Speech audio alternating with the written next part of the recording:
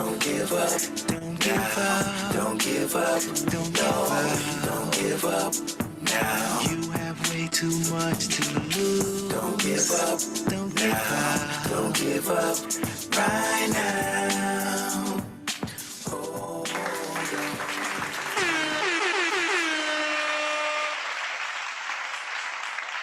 Good evening. We're just getting started. People coming in. And it's good to see everybody that's popping in the room. Good evening, my brother Omar in the room. Good to have you here.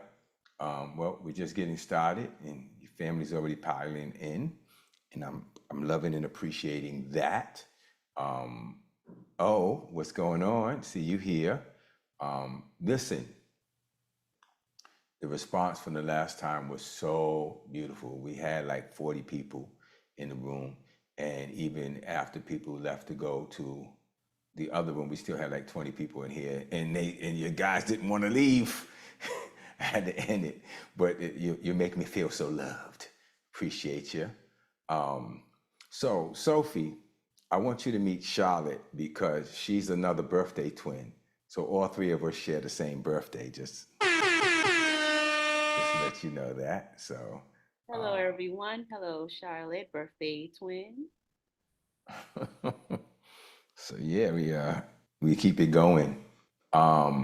If I'm trying to figure, I didn't text people like I did last time local.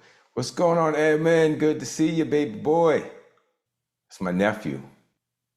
That's my nephew from another country. I've adopted him as my nephew. He's adopted me as an uncle. He's in Armenia. Omar is in Mumbai, India. Yeah, well, everybody's coming. Here comes New Zealand. New Zealand just popped in the room. Welcome, New Zealand. Good to have you here. Liz is in the house. Miss Elizabeth Rankin, welcome. Yeah, it's about to be a party. It's about to be a party. I'm excited and at the same time a little like, not tense, but so everything got approved today. The house, the loan, the court. They just need some more papers from the seller. And so now, you sit down, you wait for all this stuff to get done, but now the real fun begins. Now comes the packing. I got to pack 3 places. I need you to understand this. I got to pack my stuff from here, from Florida, and take it from my apartment to the house. Then I got to go up to Pennsylvania, and because I'm selling that house, pack up that house and all the stuff I have in storage up there, and put it in like one of them things called the tanker. I'm calling it a tanker, but those cubes that they put on the back of the tractor trailer, and that's going to be brought down. And then I got to go to New York because I'm selling that building and take whatever I have left out of that building and have it sent down. So it's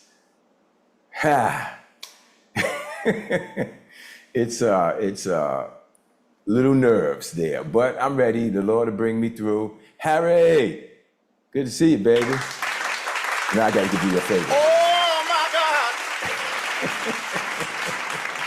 Esther's in the house. I see you, Esther. All right, everybody's jumping in here. Miss Darlene Gibson coming in the house.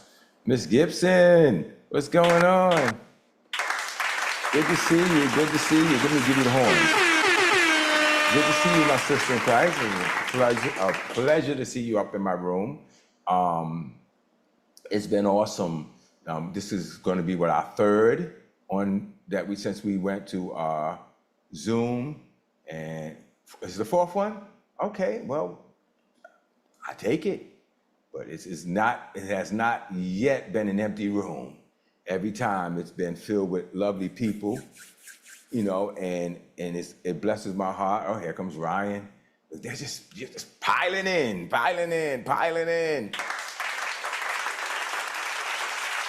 What's up, brother Ryan? Good to see you. Prasad just coming, Man, this is exciting. We didn't even get started yet in the room.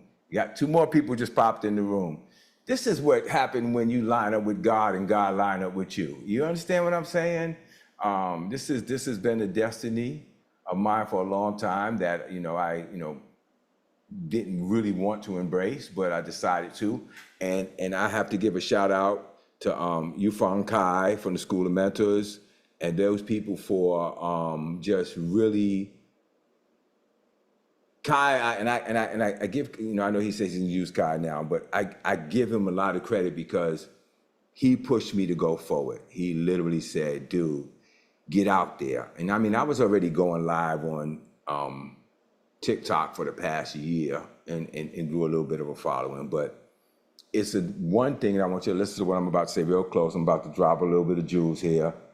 It's one thing to do what you know to do, but what I'm learning very, very important at this season of my life is the spirit of it that makes a difference.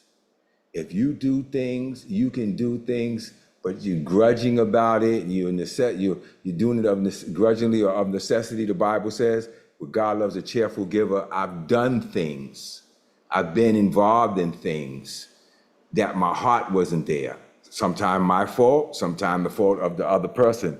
But I did it as a duty, as almost feeling under compulsion to do it. Oh shoot, I forgot to turn on TikTok. My TikTok people probably saying, what the heck is going on right now?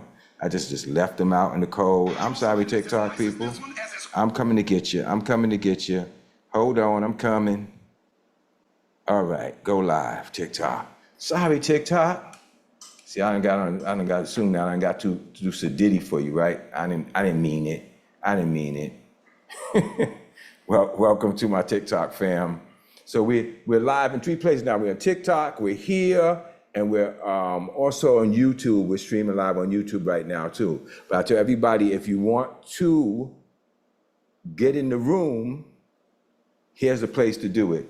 Let me get my YouTube screen up here so I can see that too. Listen, look at this, just going from one place to like 3 places all at the same time and just making it happen. This is what you do. But my point was and is and will be, get in the room. Listen, I can hear myself. I don't hear myself talk back to myself. Thank you. The commitment that you bring to something changes it. The spirit that you bring to it, the fire that you bring to it makes a difference. I don't know about you, but I don't want anybody cooking for me that really don't want to do it. And the scripture even says that, don't eat a person's food that's prepared for you grudgingly because you puke up what you ate. It's very important that your commitments, your relationships, your friendships, your whatever with people, if people treat you like you're a burden, you need to cut them off. If you're doing anything that you are doing because, well, I got to do it, it's the way I make money. A lot of people do that. I'm not getting on you, but I'm saying you won't have joy in your life. You won't feel fulfilled ever, no matter how much money you made. And like I said, I remember being successful and building businesses and feeling successful financially, but inside not caring if I woke up the next day. And that is a sad place to be. And no, I wasn't in the place that I would go do something to myself, but I didn't care about life. And come on, guys, that's gotta suck. But I won't keep you long. I'm gonna get right into it. But if you'll bear witness with what I'm saying, you'll give me a thumbs up. You can shoot me up an emoji or heart or something. Let me know that you understand where I'm going. You be careful doing it, Omar, because you're driving. Appreciate you, but yeah, keep your eyes on the road. All right. So I realized that when we commit to doing something, there's more than just our emotions or our heart or our physical labor involved. There's a real spirit involved in things, and the anointing that's on that thing is based on the spirit that you bring to the thing. So let's just always remember that as we go forward, because your words are spirit and life. So your life is added to the thing by the heart and the spirit you bring to it. That's not tonight's thing. Boom, we'll get to what we're talking about, part 2. I do a little short thing, and then we just let the room have it. So we're talking about your self-worth, who defines it. And we started with the who last week, but I want to know this week, what I want to talk about is who's been defining you. And I can speak from experience, and I can speak to you from that experience. I can say that I've allowed friends and family to define me, to tell me who I am and what I'm worth, and looked for it, needed them to constantly, compliment me or tell me I did well to believe that I was okay. Relationships, partners, former partners, present partners. A lot of parents, they may not realize it, but they look for their kids' approval. They do everything to make their kids happy because they need their kids. And you know what's crazy? And I went through this one, and I can tell this one honestly from my heart. When my kids were little, I was their superhero. I couldn't do anything wrong. Then when they get old enough to start to have an opinion, they start to criticize you or complain about what you do and what you say. I lost myself for a long time. I mean, for a long time, because trying to win back, the superhero days when I was my kid's hero and everything I said was great and everything I thought was wise, all of a sudden, I didn't have a value anymore because I was really dependent on that. Your employer, that's another big thing. Some employers have the approach to constantly keep you down and make you be more motivated. I don't agree with that, but they do it. Your clients or your customers, you can really look to find self-worth in them. But here's the one that has become powerful for the younger generation. The older generation may not relate, but the younger ones do. Your social media likes and comments and follows, and oh my goodness, I put the video up and only 3 people liked it. And it's so funny, like I remember when I started and I would put a video up and it'd be, maybe 4 likes, 5 likes, maybe 4 or 5 views. And I just didn't really have a sense of worth. And I mean, I did that for years in ministry and my videos never got views. When I went to social media, I tapped into something that I liked and loved. And all of a sudden, I started to get some views. One video jumped to 300,000 views. And I thought that was going to be my life story from that point on. No, wrong, didn't happen.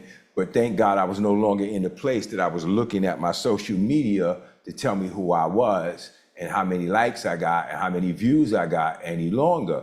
I didn't know what I did to make that one turn to 300,000. I tried to do it again. I think I got like 150,000 on one.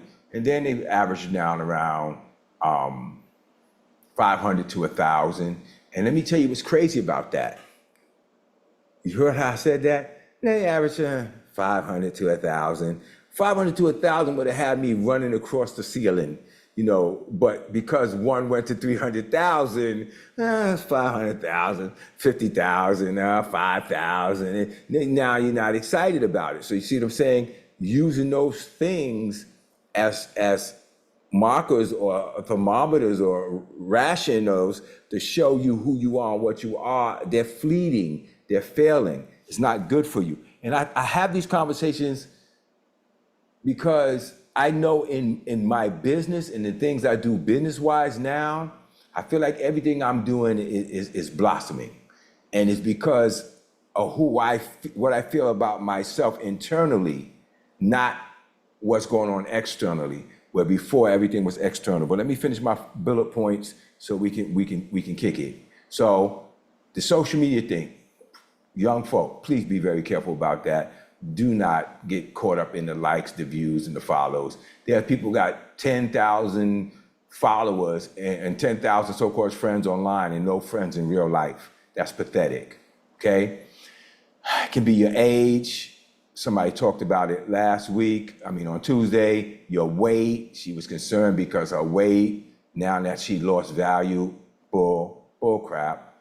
Appearance, health journey, beating yourself up or viewing yourself, defining yourself by past choices. Your current financial position could do that to you, how much you have, how much you don't have. This one here, and this is where I really want to bring it home. The people who benefited from you but never really celebrated you. This one here is a big one. There are people that show you a lot of love and a lot of compassion at one point and maybe still in your life. But what I come to realize that people only value me and only value you for your benefit to them. So you think they value you, but they only value your benefit. And these people, these same people become very uncomfortable with your growth because the old version of you served them better. The you that needed them served them better. You that wanted their company so bad served them better. So when you start to grow and move to the level and the position that you're supposed to be in, these people start to act funny toward you. Training, people turn their back on me when I start to become successful because they needed you where you were. They don't need you where you're going. They don't get to control that. Their inability to see your value, though, does not replace your value.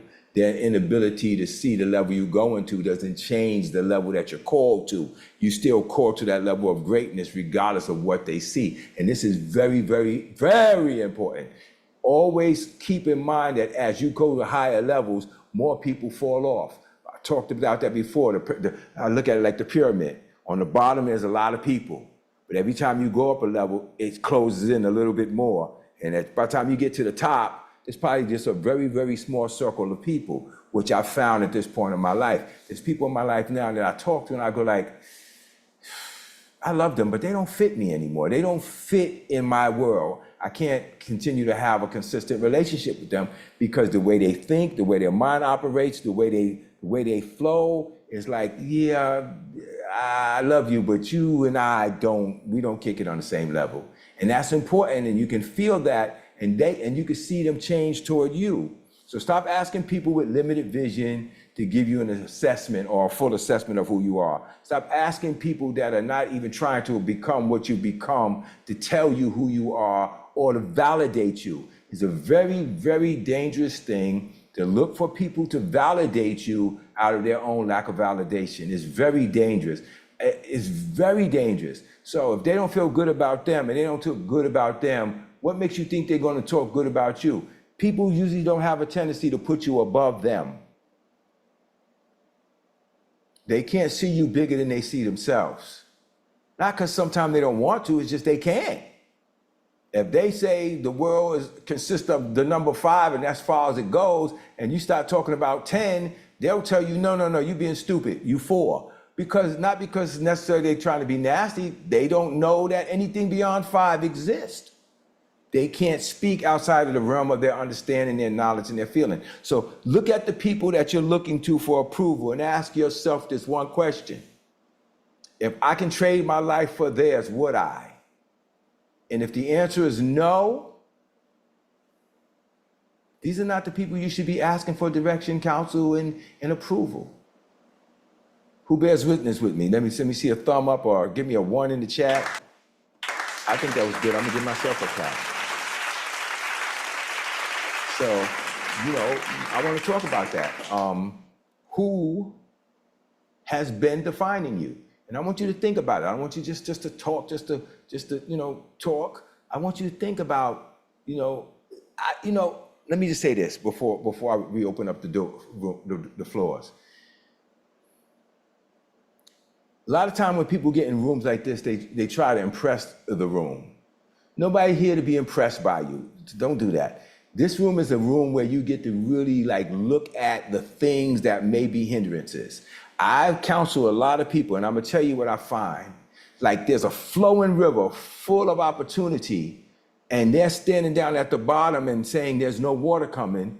I guess it's not working. And sometimes you just have to go upstream and find that the beavers have built a dam, and you just have to knock it down and your flow will come.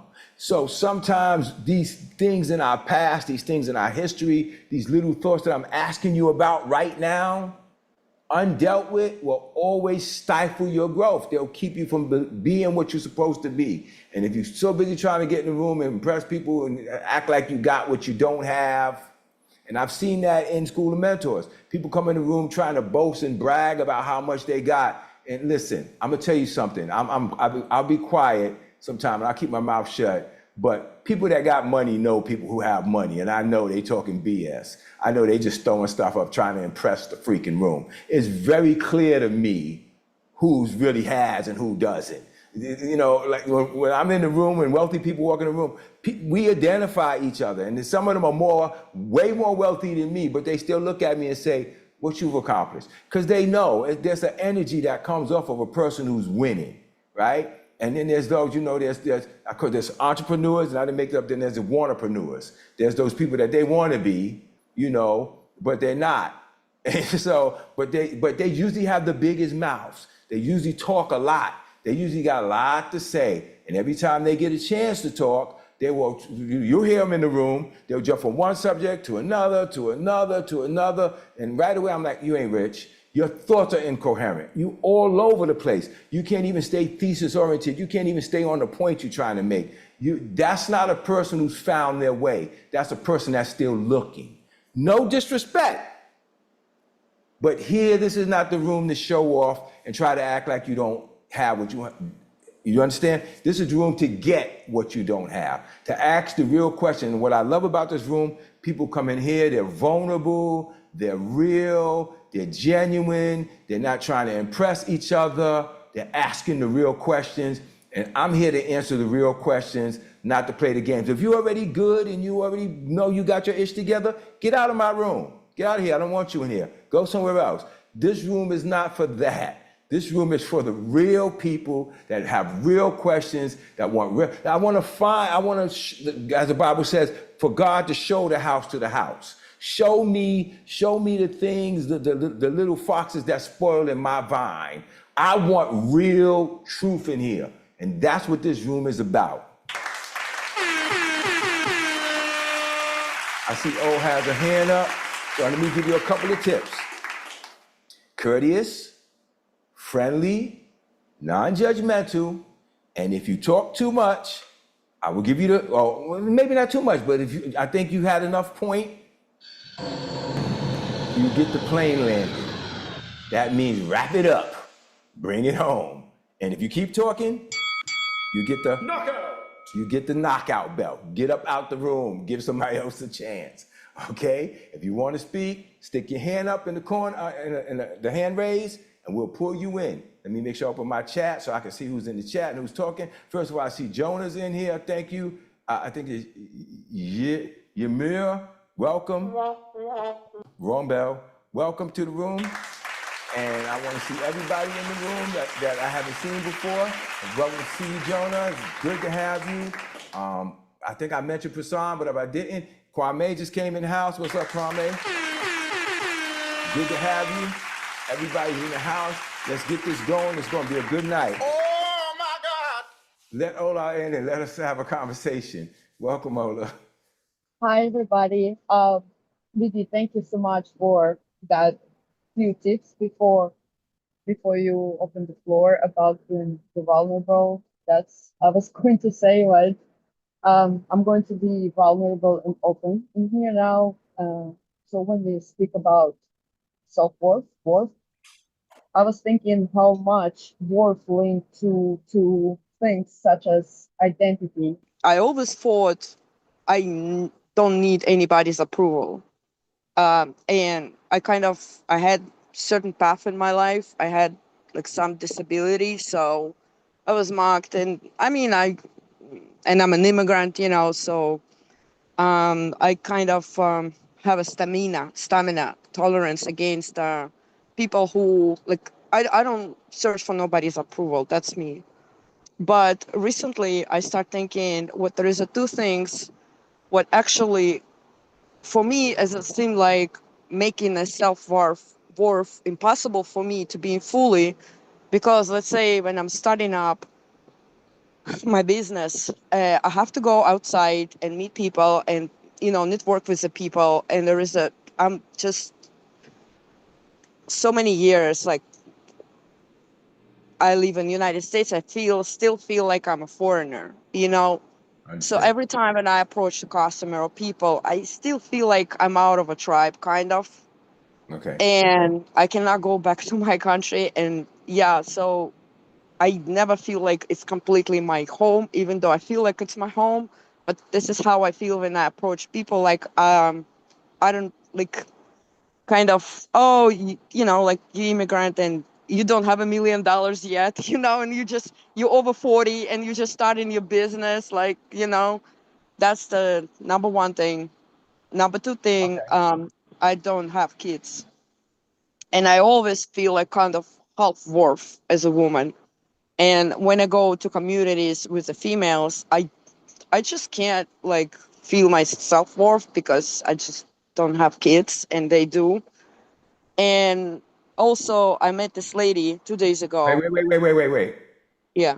Because I already know you. You're going to throw 50 things at me, and then you're going to expect me to try to remember and answer everything. No, no. So, I just wanna say what we spoke to one lady about all of this, and so yeah, the three things, the identity, like it's just like at the end I'm gonna say to make things easy because I don't think it's a question.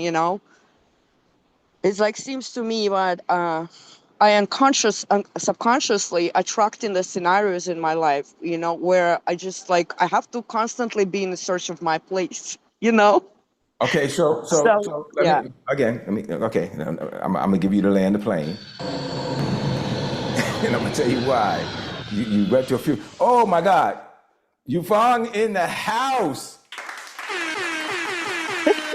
What's going on, baby boy? Good to see you in the room. This is the head, the master of ceremonies over in the School of Mentors is coming to visit his brother. Now, this is the one I was talking about earlier who pushed me to get up here and do this. And so here he is coming in to show his love and support as usual.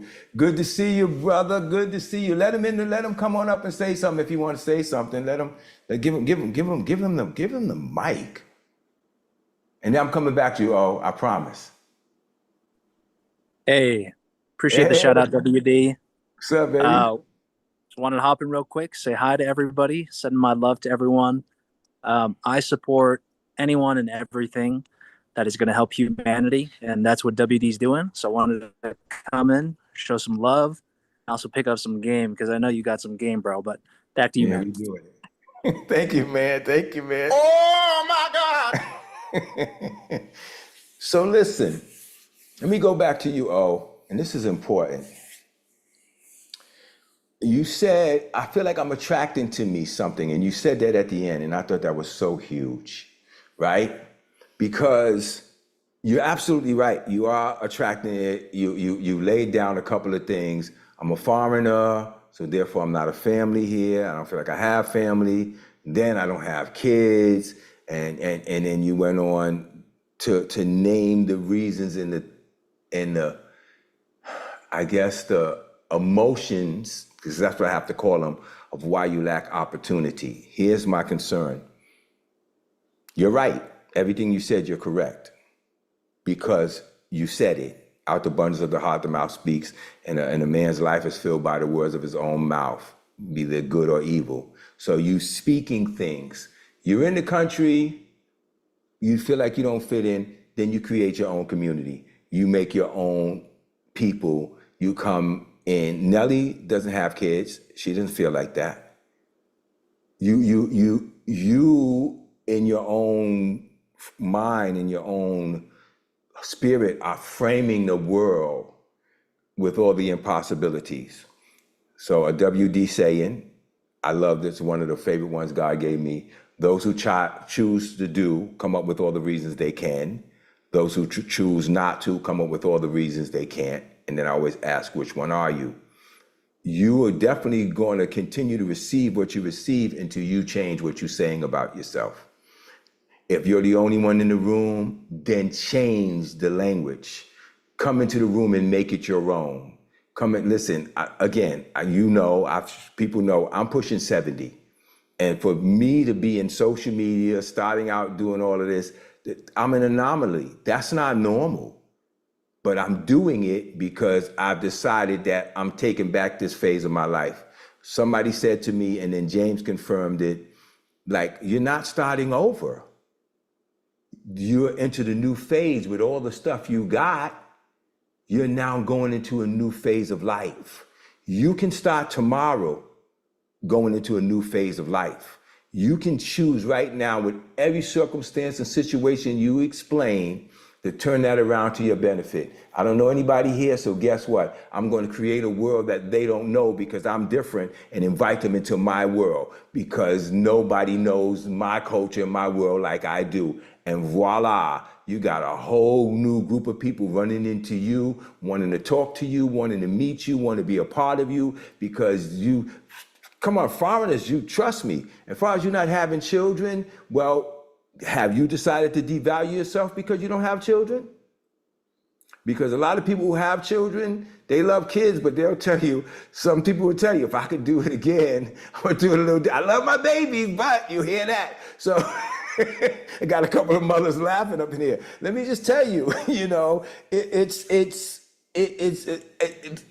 an old saying, the other man's grass is always greener. You always look over at the other person's lawn and think their lawn is better than yours, but it's not. Look at what you have. Bible says God has given you everything that pertains to life and godliness. You have to choose to love what you have and be grateful for what you have. And I'll bring it home with this. And I want you to listen to this very closely.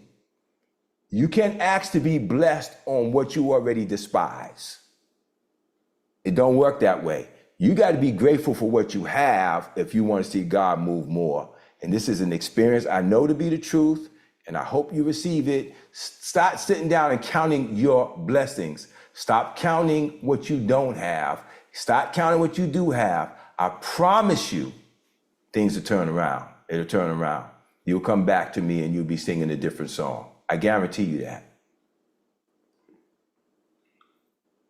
I'm gonna give myself a hand clap for that. I think that was good. Thank you. You're so welcome, my dear. Thank you so much. I don't see any hands up. Who else is coming up in here? Come talk to me.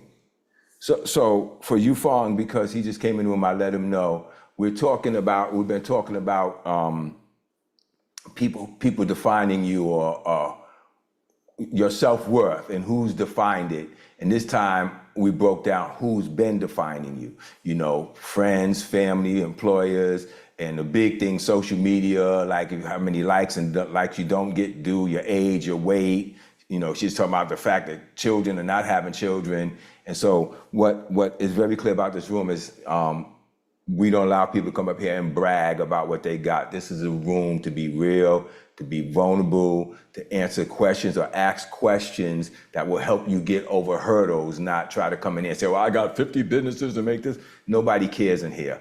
Everybody cares about where you are and where you're trying to go and how we can help you get there. And this is the only thing that matters in this room. And so people have come in here and been very honest and very vulnerable, and we've been able to be a blessing to people because they come in here genuine. Mikey, welcome. Good to have you in the room. I see Omar has his hand up. I see Ryan has his hand up. Let's go with brother Omar from Mumbai. Welcome, baby. What's going on? Let him in. Give him his mic. Hey, what's up, man? Lovely to see the faces again, the same, that I saw 2 days back. So, and of course, new ones too. The topic that you started off with is so beautiful, WD, and the introduction that you gave to it, like I loved it because it really made me think on this truth that how the word or the experience that are that are people around us, is even our loved ones for that matter, the ones who actually care about us, you know, their opinion makes so much of an impact on us. In fact, even if it's not an opinion, even if it's just the energy that they're giving off in that moment, because they may not operate at that frequency, they're your loved ones, and yet they may have a like an attitude of they may not be at the same frequency as far as some aspects of life like productivity and business and growth is concerned, right? And I could also see this connecting with business. Like I'm right now working towards setting up a business, and as I last time shared with you, last time shared about the cards and the healing journey. And in that, I've realized that whenever I'm contacting people, when you reach out and you want to look for collaborations and see what are the opportunities out there, there is this in that moment, the way the person shows up in front of you, in front of me, would be a kind of like a thing where I would experience that, it's impacting me. It sometimes it feels good if there's a good response, and if there is a resistance, or there's a whatever negativity, then that also sometimes hurts, because it's, you're putting yourself out there, and there is you're I'm getting that reaction, or whatever negativity, or either ways, whatever it may show up. And so being aware of that is what I could see, that I need to, not let know, have that awareness that this is what's showing up, and I don't need to define what the results are showing up in front of me, in the form of people, in the form of even the loved ones, and and frankly, I could even look from this entire, you give so many examples, and that made me realize also that the literally the past and the future is constantly, defining the self-worth, and just it's that sense of self is anyways never going to be fulfilling. It's always going to create, so any thought that's dragging me away, it's the same thing, just like the people with their energy showing up. So the same way, just being in the here and now is literally the practice I've always aligned with. Bas, yeah. And so all those thoughts were coming through my mind as you shared this, so I just wanted to kind of put it out there, and be more present to these aspects when they show up in life. I landed your plane for you. So listen, this is beautiful. Think about this though, Brother Omar. It's something that came to me a long time ago when I started. Yes, I know, wife. She told me, stop sticking your hand in your face. Is a thing I call outcome-based behavior. And what outcome-based behavior is me doing what I do, expecting somebody else's response to define for me if what I'm doing is right or powerful or correct. So I call that outcome-based behavior because I can never enjoy what I'm doing unless I'm looking at an outcome. And that becomes, for me, the problem of problems. I need you or something or someone to make who I am and what I am real based on how they respond. So here's what we need to understand. And I mean, this is common sense, but sometimes we need to be reminded. People can't see beyond their scope of vision. They can't. So I bring people into my world and I start talking this great stuff that I believe. You're a doctor, so you speak on a different level than the average person would speak. You reason different. Me and you talk a lot. We spend hours on the phone, and I know how you process. So now when you start talking to people, you're saying stuff that's regular conversation to you that's over there to them. You speak in a foreign language, even though you speak in the same language. Sometimes people just can't join you because they're just not where you are. Not everybody is intentional.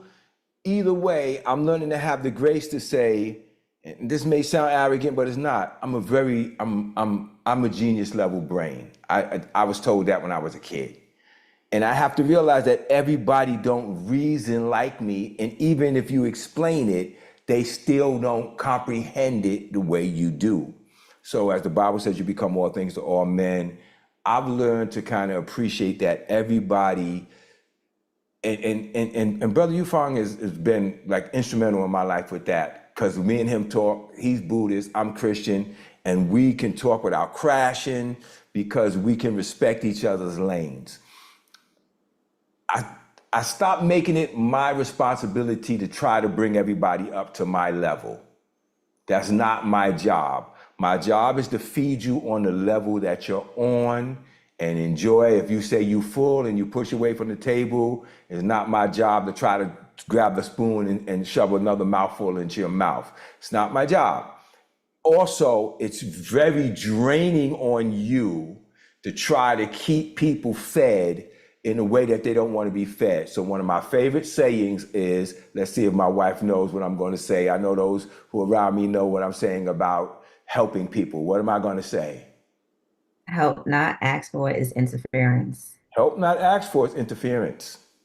You think you're helping, but you're interfering because they did not line up for what you're trying to give them. So even though you mean well, you actually are just getting in their way and causing frustration. And I have another analogy that I have.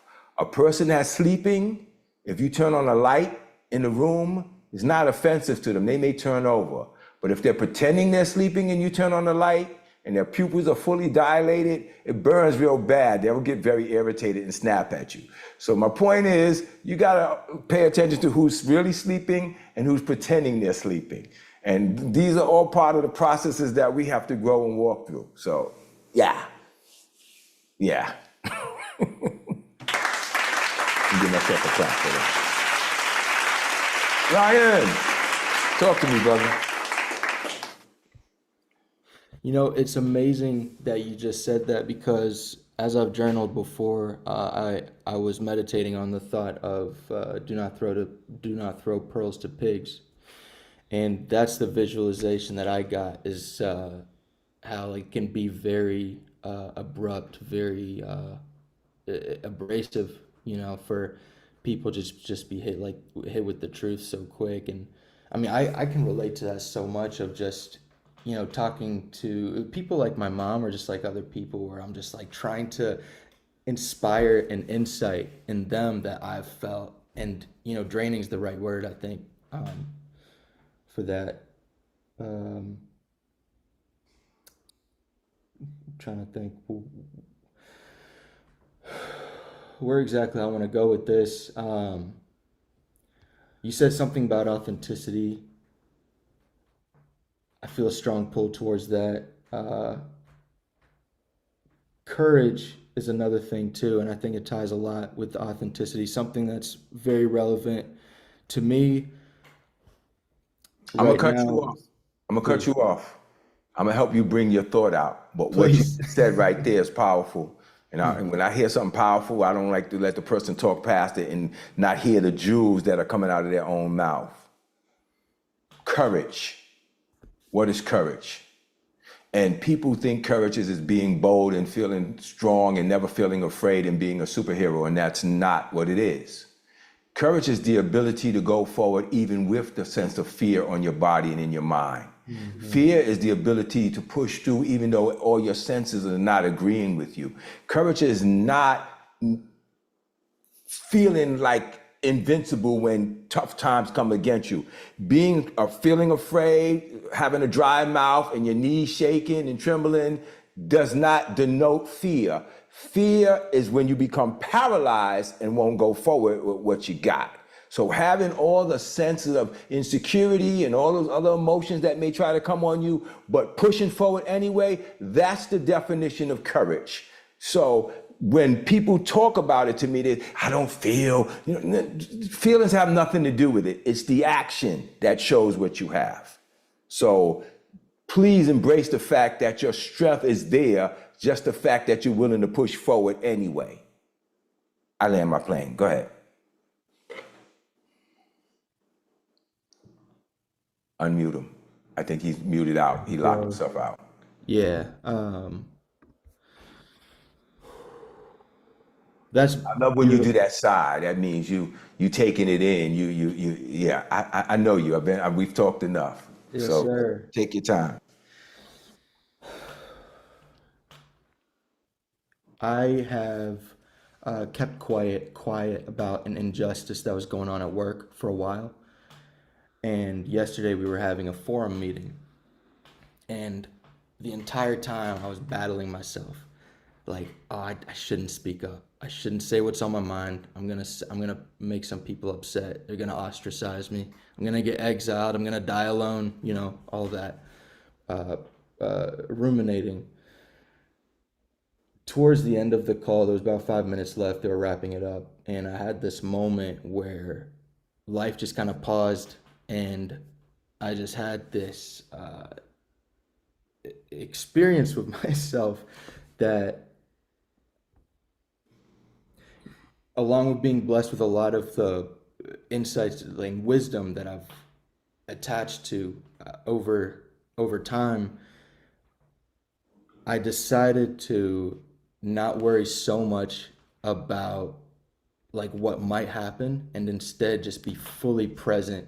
And I had this moment where I saw the unmute button and I said, I'm just gonna do it. And then I stopped thinking about anything else. It's like I stepped into a portal where everything just quieted down, and it was very uncomfortable, but I just did it anyways. And I spoke up and I called out the higher ups, and I felt so uncomfortable. But today, the effect that it had, just there was a lot of people on my side that I didn't realize while I was talking. And part of thank you, everyone. A big part of the discomfort, it was building upon itself, because the people that were responding to what I was saying, which I know I was making a lot of strong points, but the parts that they were getting stuck on were like just meaningless, insignificant semantics, trying to honestly trying to deny like the truth, in my opinion, or at least from what I see. And it was making me infuriated, and it was also making me a little scared. It's like, oh, am I going to get in trouble now? Am I going to lose this job? Whatever. But it was incredibly rewarding, and just to share authentically my experience with like how I've gotten better at the job. And not to get too much into it, I work in a psych unit, children's psych unit. There's a very violent kid. Before you go into the violent kid, let's breathe this in.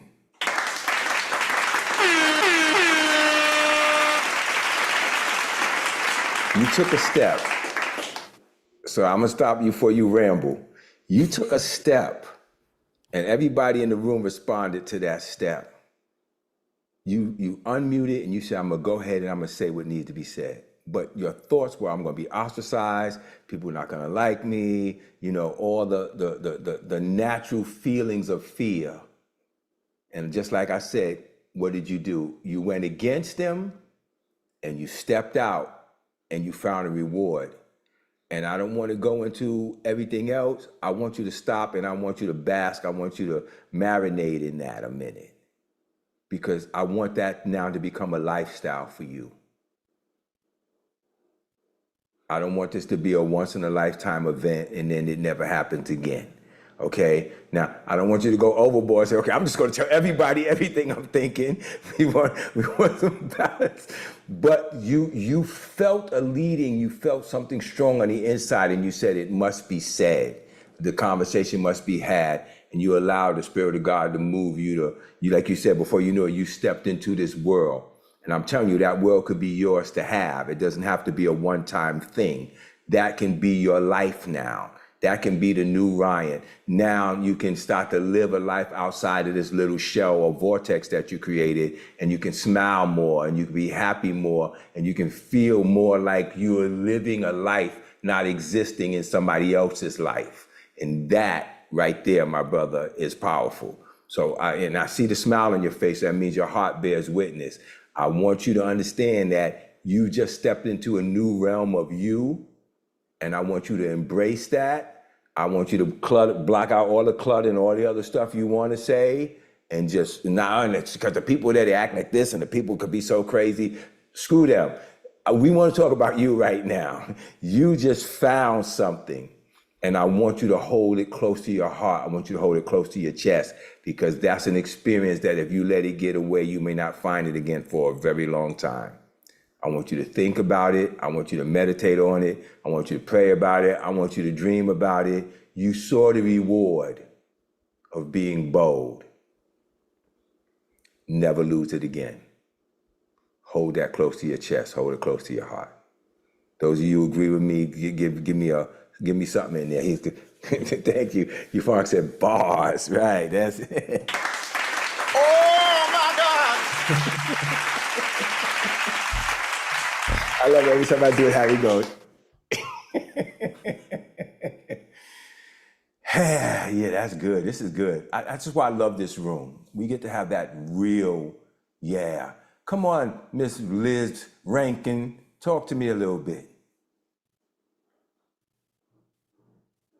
Liz is like a sister to me. She's been my sister for 11 years. It's been a long time.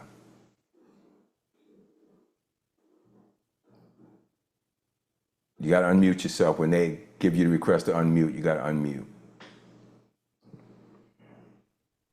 What's up, baby? Hello. How you doing? I'm doing very well. I'm having a great day. I wanted to congratulate Ryan on his step in being courageous because that was a big step. That was a big, big, big step he took. And I wanted to encourage the woman who doesn't have children. It's not all that they call it to be, because I have too many of them. And if you want to borrow some of mine, you can have them.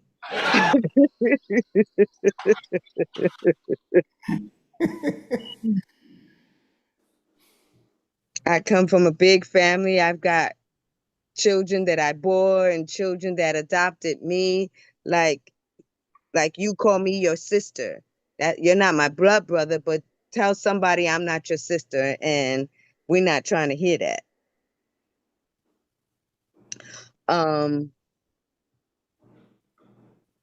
Very much like you, I'm in my mid-60s, and it took me a long time to be comfortable in my own skin. It took me a long time to know like I know. I've been a paralegal for 35 years. I know the legal world.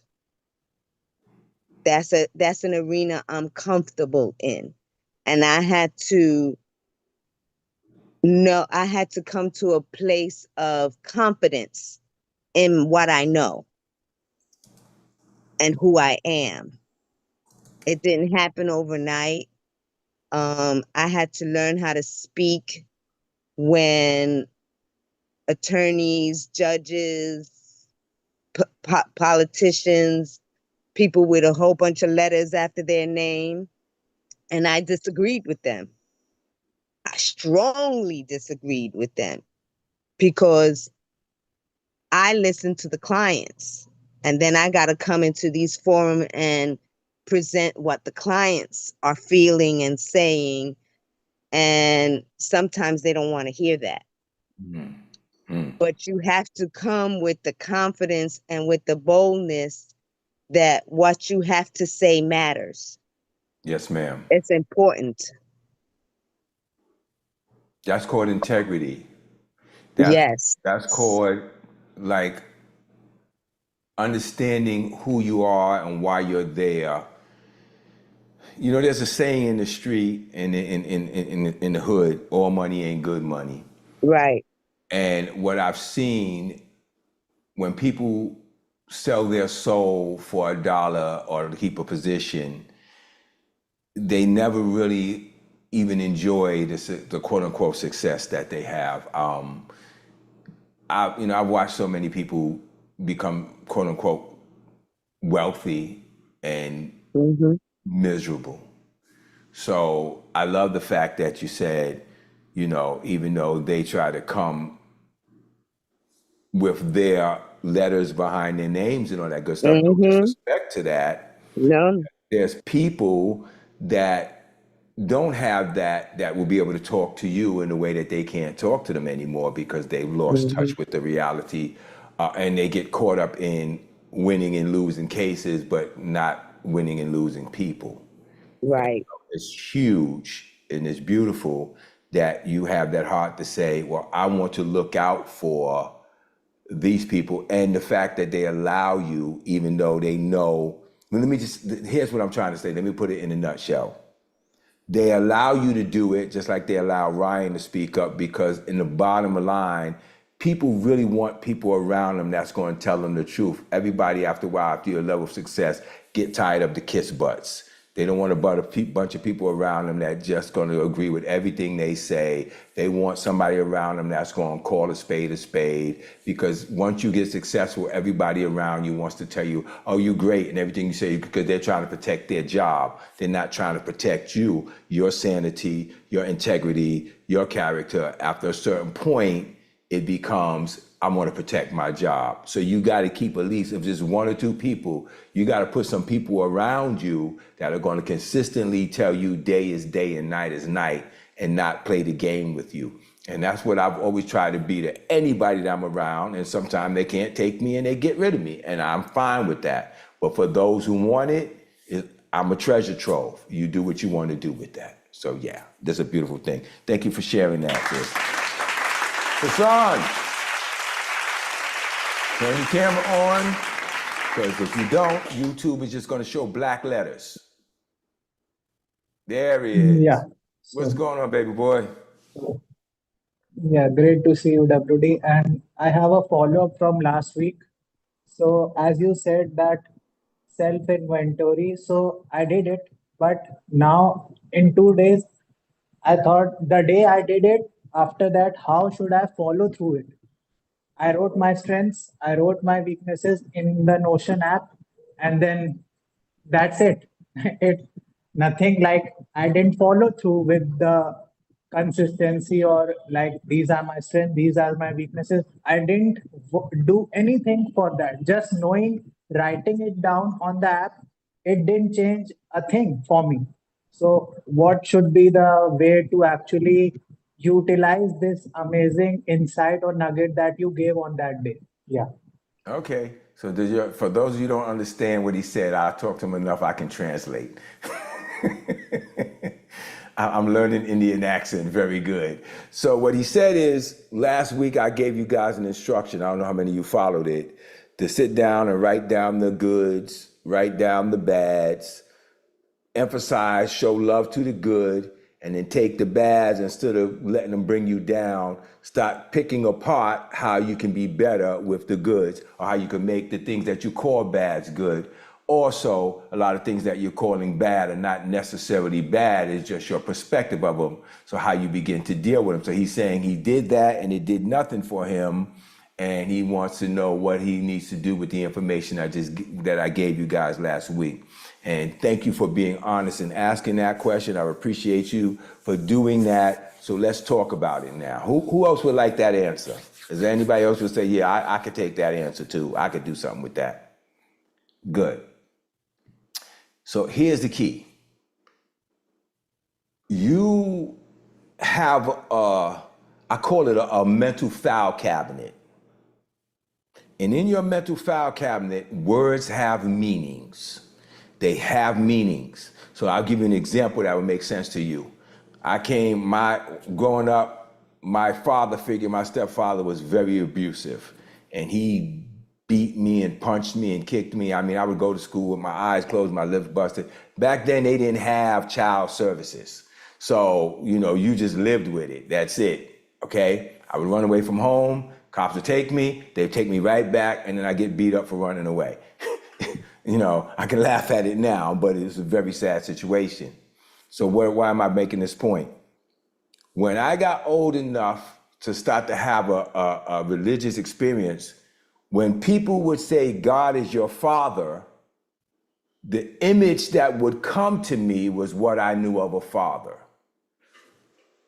I got to get ready to get punched and hit whenever I did anything that he felt was wrong. It was one point in my life I realized I had to pull that card out.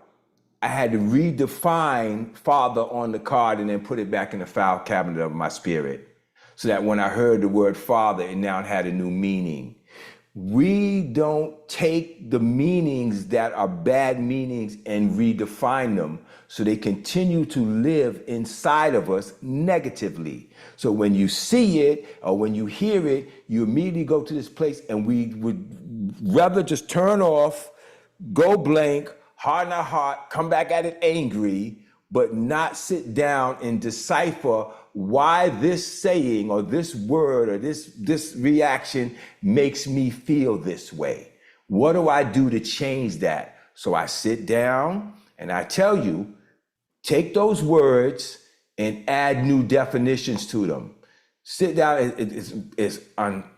I love it. Logistic reprogramming, that's right. This is game. Thank you, wherever you from. Yeah. You have to sit down now and you have to be serious about doing it. So many times we want life just to fix things for us. Newsflash, a lot of time is not going to show up and do it. You have to do it. The hand of the diligent tend to plenty. And when it comes to emotional and spiritual issues, you have to be willing to do the programming, have the conversations, talk the things through. Everything is not to be avoided. I don't like conflict. Well, you're going to have it.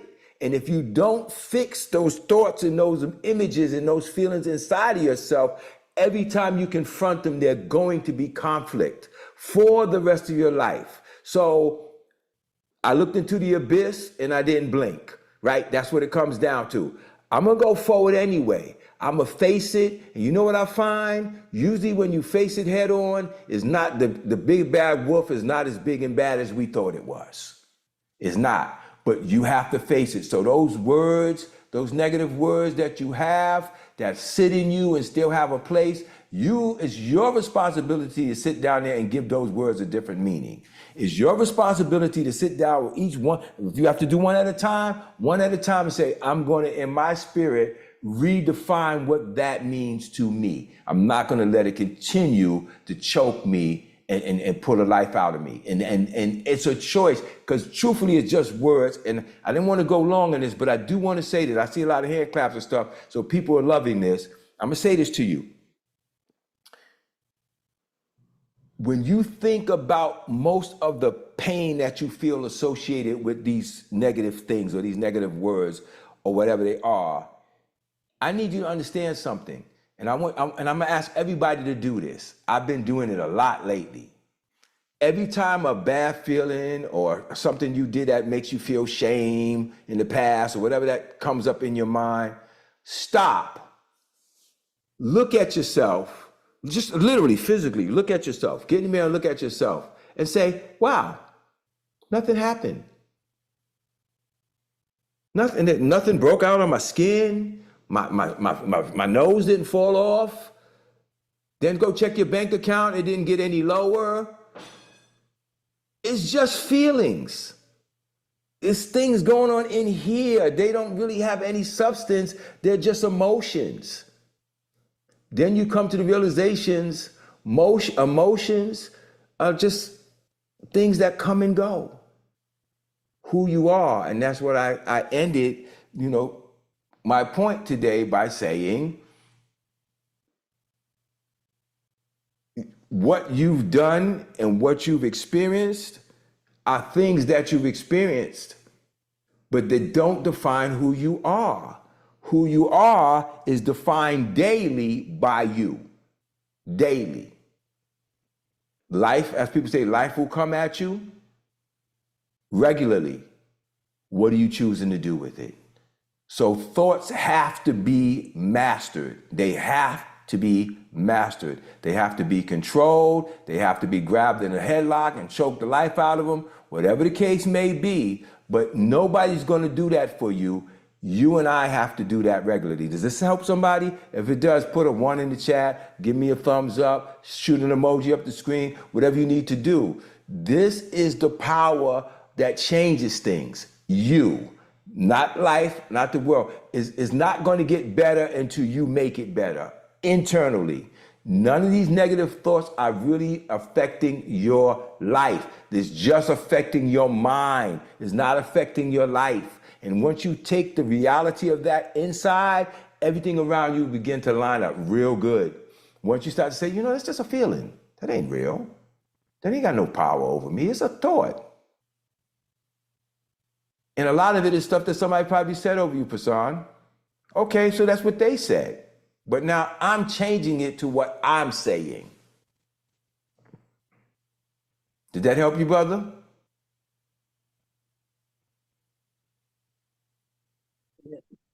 So I just wanted, yeah, that helped me. But I wanted to focus on concreting my strengths. Like I wrote my strengths, I wrote my weaknesses. Now I want to consistently work on those weaknesses. But as you said, with the daily course that we have, it's like I am unable to follow through with what were my weaknesses. I wrote it down, fine. But now I want to work on them. Now I want to give myself a vote that this is my strength. I have written it down that this is my strength, but I want to upvote daily with my actions. Do But yourself due a to favor. daily Do course, yourself a favor. yeah, And I know yeah, you. So do yourself a favor. Don't focus so much on them because you will totally ignore all your strengths and you put all your energy into the quote unquote weaknesses of what's wrong and what you need to fix. And that's an endless cycle of destruction. No, take one thing at a time, deal with it. When you get enough of it, move on from it. I'll come back to you. I've done all I can do with you today. Go do something else. Come back around. Please do not go on what I call an internal witch hunt, where you're going through yourself trying to find all the things that's wrong with you. This is not what I'm talking about at all. Focus on your strengths to the point that your strengths overpower your weaknesses. Don't focus on what's wrong with you. Focus on the right way you do that so-called wrong thing so that right way overcomes that other way. Don't focus on the problems and say to yourself, if I focus on them enough, they'll get better. Here's what I'm going to tell you. They won't. That's like you trying to drive your car looking in the rearview mirror. You're going to crash into something. You can't focus on where you come from. You got to focus on where you're going and let it align. So don't get caught up in the internal witch hunt. Don't do that, please. I'm going to give myself a clap for that, brother Carl.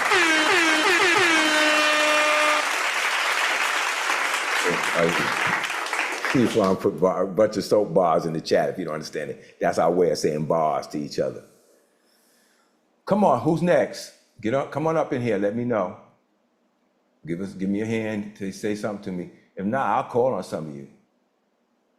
Because I know some of you got stuff to say. I see you laughing at me, Charlotte, because you know I'm coming for you. Let her in. Hey. Yeah, oh man, I love these topics. And I was hiding on the last meeting. I was like, that's too good of a topic. I'm not ready. I'm not ready.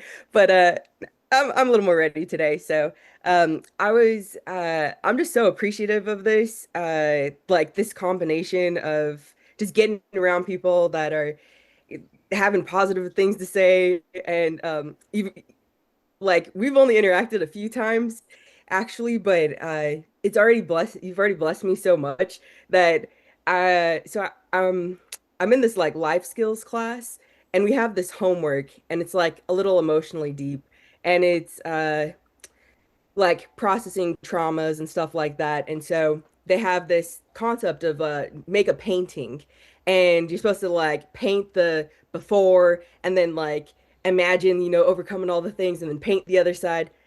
Well, here's the thing. I didn't consider myself an artist in that way. Like I don't have that paintbrush skill. My husband does. He paints great. And so my first thoughts when I was like approaching this project was like, man, like I started to be like, it's not gonna be good and all these things. And then I was like, you know what? I kind of like had that WD energy where it's like, I'm not going to tolerate that for myself. Like, I'm a, I just haven't put in the time yet to like be skilled in this. It's a skill I can improve. Like, I'm just going to enjoy. Like, it doesn't need to be perfect. It's not a right or whatever. There's abstract art, okay? So like, I just went in earlier today and just started my little painting. And it's like colors, I could probably grab it in a minute, but Yeah. We want to see it. all right, hang on, I'll be right back. I'm proud of you, though. I just want to say I'm really proud of you. That's awesome. And this is what it is. It's steps. It's steps. You know, a lot of people who try to get you in seminars say, you could be rich if you just do this, doesn't it? I'm like, yeah, not if your inner person is broken. You know, a poverty mindset will turn everything into poverty, no matter what they do. You know, you can put them in the richest situation around the richest people, and they'll find a way to turn it into poverty. And I say this as a fact. I'm not saying this as some hypothetical thing. I know people who won the lottery and won millions of dollars, and within a couple of years, they were broke again because they never confronted. Okay, let's see what you got. Yeah. So I also had to grab a baby. I'm trying to block his little head. So I was trying to have it go this way. So I know you have no idea what this is yet. I have no idea. It looked like you're trying to make a Jamaican flag and ran out of paint. So this is supposed to be, you know, like representing the hard times, you know, like if you're looking back, it's more dark. And then I got some yellow on this side, so it's gonna be brighter and sunnier. I don't know. But I'm doing it though. And I'm so anyways, I just want to hop up here and say I appreciate you. What you're doing, it's already having a great impact, and this is great. You know, it's a pleasure to have you, and a pleasure to have you as a part of our world. You always bring a ray of sunshine. And little Kai, can we see his face? No, she don't want to show him. He's the most adorable little thing you ever want to see in your life. They stopped by and visited us once when they were her husband John and little Kai, and they came and visited us. It was just a pleasure to have them. Thank you for sharing. Edmund, do you want to step up in here and say something? Who's got a hand raised? Oh, Kai's got a hand raised. Love. I'm sorry. He wants to be Yufong now. Yufong, I've been calling you Kai so long, and you got to be patient with me. I'm working on it. You're good, bro. You're good, bro. First off, lots of love to you, bro. This is awesome to see. I love seeing people serve humanity, elevate humanity. So thank you for being you, man. Thank you for what you do. This is, it's awesome. And I just really wanted to chime in on what you shared there with like the mental filing cabinet. I thought that was incredible game. And I came up with that quote, which is like, the language that you use is the journey that you choose. I love and that. When we think about it, we have a relationship with every single word that we know. Every single word: Father, Mother, God, Buddha.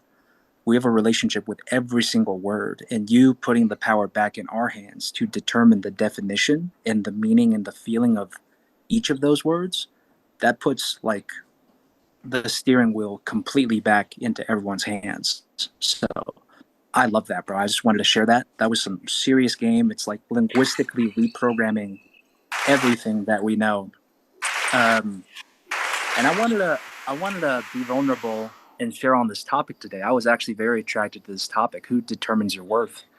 And guys, I've been putting so much into School of Mentors for the past 2 years, but I'll be honest, like there's very minimal praise or appreciation on leadership. Like they basically just said, hey, run this thing, do your best. And man, I mean, we grew it from 1,200 to 6,000 members. And recently we've been capping at this 6,000, right? And I'm not hearing, I don't think I've heard praise or appreciation, like actual, like real heartfelt, for like 6 months. And like, I'm doing this with zero support, virtually zero support from them. None of the co-founders are like, so when I thought about it this morning, I was like, man, like, why do I feel bad? Like I'm helping a lot of people. Like I'm doing my best. I think I'm doing the work that needs to be done. And I realized, man, I'm relying on them for my self-worth in this role. I'm relying on their feedback. It's exactly what you just said, WD. It's like, whose feedback are you waiting for to determine your, and it's like, man, no, I am going to determine my self-worth in this role. I'm going to do the things that I believe are the right things to do, and that's it. Like, I don't need their praise. I don't need it. So I just wanted to share that on my part, and would love to hear reflections from you or anyone else. But that's something that I'm stepping into, and I'm being grateful for it, because I realize now, it reminds me of a quote from one of our mentors, Joshua Crisp. If it's meant to be, it's up to me.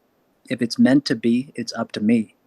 And I know I've got more things to do than just what I do here in School of Mentors. I want to make bigger impacts, and me reclaiming my sovereignty and independence of others' praise will help me accelerate so much faster. So that's what I wanted to contribute to this conversation today.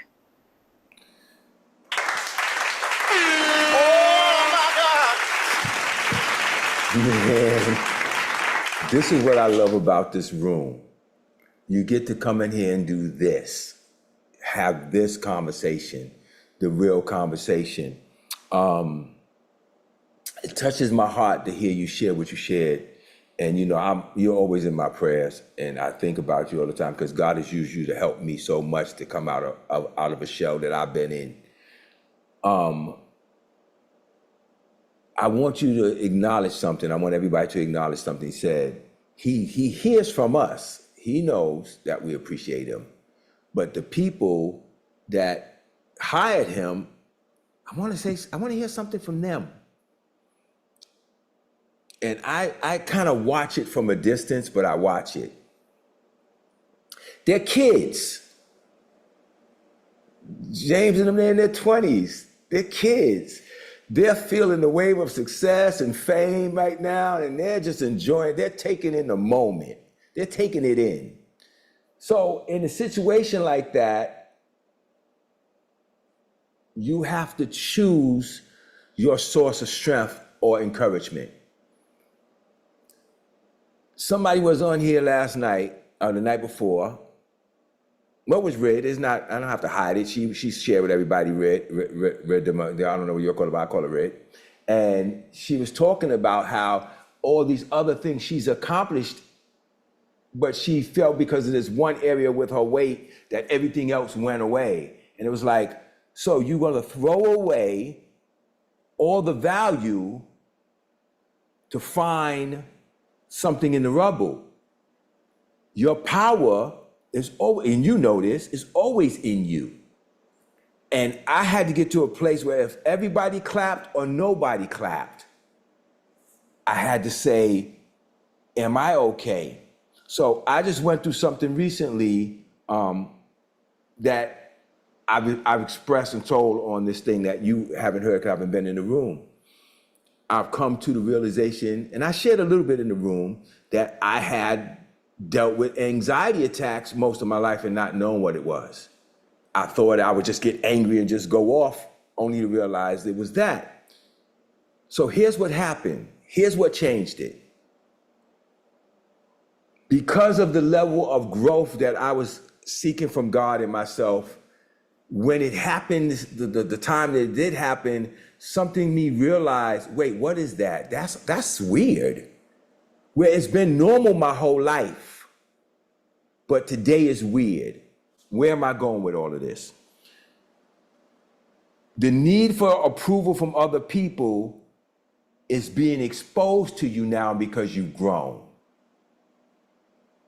The fact that you're acknowledging, wait, they haven't said blah, blah, blah, blah, blah, blah, blah, is because you've grown enough to know that that desire was sitting in there. Where before it just sat there and gnawed at you, now you see it as an outsider, not an internal thing.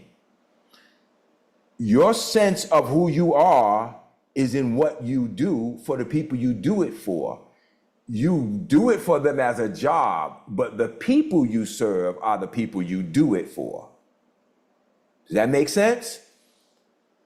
I would love for the employer to tell me I'm okay, but since I don't have an employer, I depend totally on the people that I work with and speak to. And now that reality comes, I don't need you to tell me. I want the satisfied customers to tell me. I don't need the people outside the restaurant to tell me that the food is good. I want the people who ate it to tell me it's good. So you're serving a bunch of people, 6,000, and these people are satisfied. And you may get a couple of complainers, that's just life. But overall, you're making a difference. And I hope I'm not going too long, but I watched you grow, even from when I came to the community to now. What you putting up and what you offering people to make themselves better, and the things you're bringing into the room. The whole room is different. Before, when I first came in the room, it was just everybody was going everywhere. It was kumbaya. And now you are literally pulling them together. You don't have a master's degree in teaching and running, but you're doing it, and you're doing it better than any other room. I've been in a lot of rooms. You're doing it better than a lot of people. So you're becoming your greatest asset while you're doing it. So they haven't caught up with you yet to compliment you, because they don't even know what you've become since you started this thing. So take the time to just live and breathe in that. It's a moment that you can enjoy.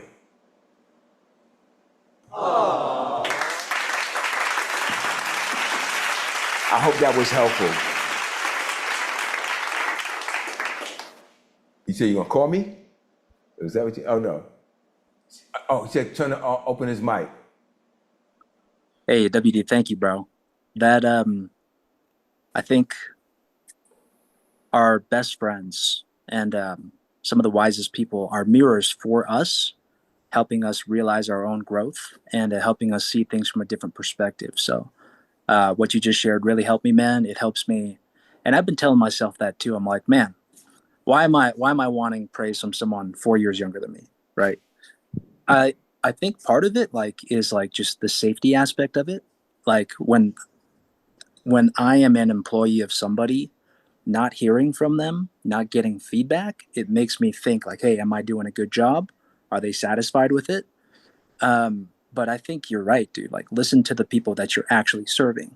And I appreciate you. And I think you're absolutely correct too about like the things surfacing as we grow. I think that is such a great insight and such a wise way to navigate through life. It's like, hey, that actually is a sign of growth, that is coming up for you. So thank you, bro.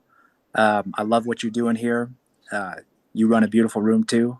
And let's just keep helping everybody live better and better lives, man. That's what it's all about for me. I love you, man. Love you too, brother. He's the one who pushed me to start the school and do this room. He kept saying, dude, and like I said, I was doing my little TikToks, but I was doing that for the little likes and the little coins and the little, people giving little dollars here and there. But this is definitely so much more fulfilling, so much more. I see Ryan's back up there. And just before I let you in, is there somebody who hasn't spoke that wants, well, then we're gonna go with Red. Red has a hand up, so we're gonna go with Red. Come on, Red, let's do it. You like my sound effects? Red, come on. WD, guess what I did? What you do?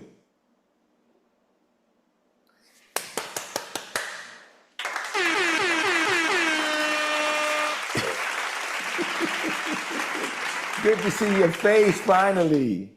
You're beautiful. What's wrong with you? What are you talking about? You're absolutely stunning. I'm saying it in front of my wife, so I'm not being fresh. Thank you so much.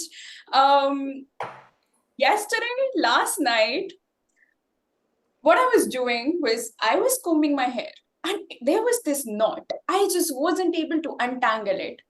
And you know what?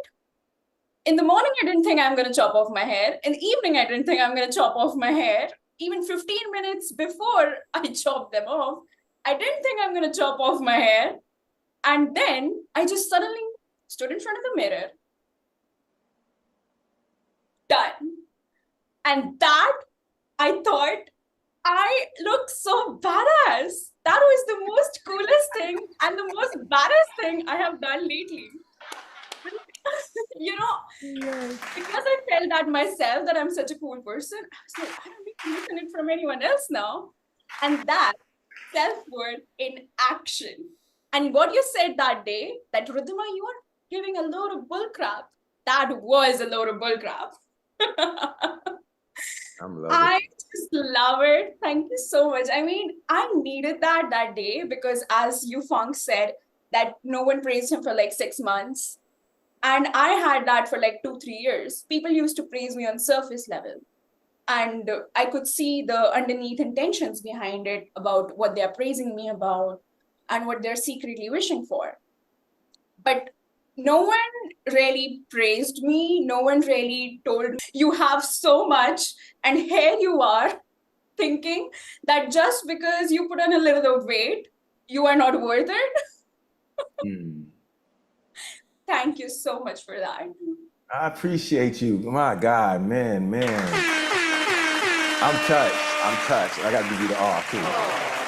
No, because now I want you to understand something. You're like 23, 20, 22, 20. just 20 period. She's a baby.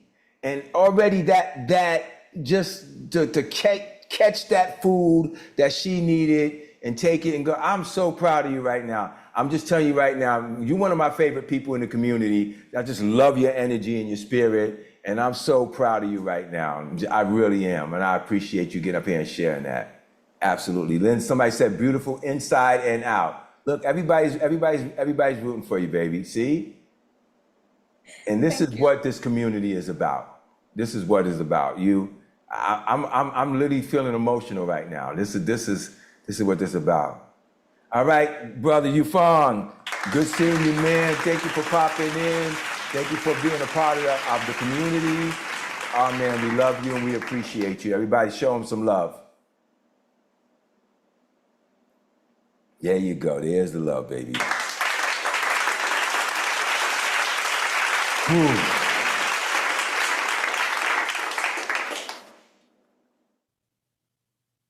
He said, eat some vegetarian food. You can read the comment and keep rocking. Team humility. Yeah, come on now. We got love in here, man. This is what we got. Okay. Who's back? Who had their hand back up? Somebody had a hand up. We'll wrap it up in a minute. But we did good. We doing some real stuff in here, and that's what I love. People get a chance to get in here and be real. Express real concerns. Anybody in the YouTube room? And I just want to let you know, we're gonna put the post up there.